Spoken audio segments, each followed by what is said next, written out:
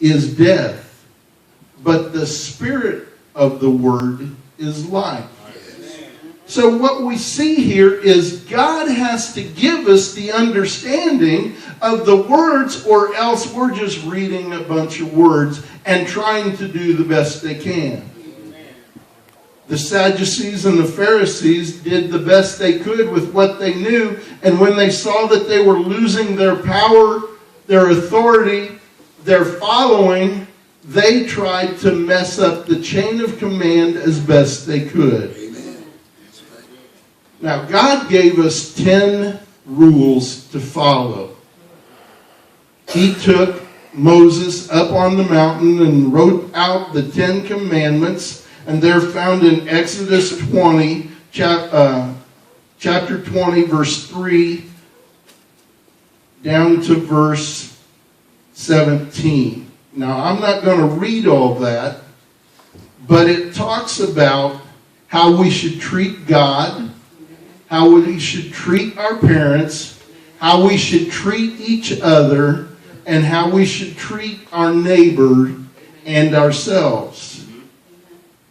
And so we found that when God gave us 10, mind you, 10 things to do, 2 5s, 10, we couldn't even do 10. And so to explain the 10, we had the Sadducees and the Pharisees getting together and making up a whole bunch of more rules and regulations that we couldn't even follow, but they watched every one of them. And they would check them off on their checklist, and they said, see how well we're doing? Now, there was a rich young ruler who came to Jesus, and he said, what do I need to do to get into heaven?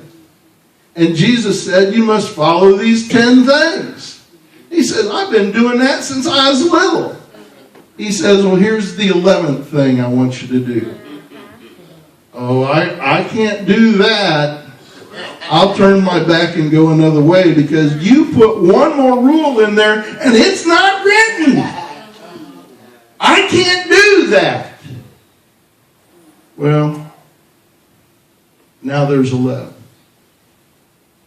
So what Jesus did, he broke them down to 2 rules.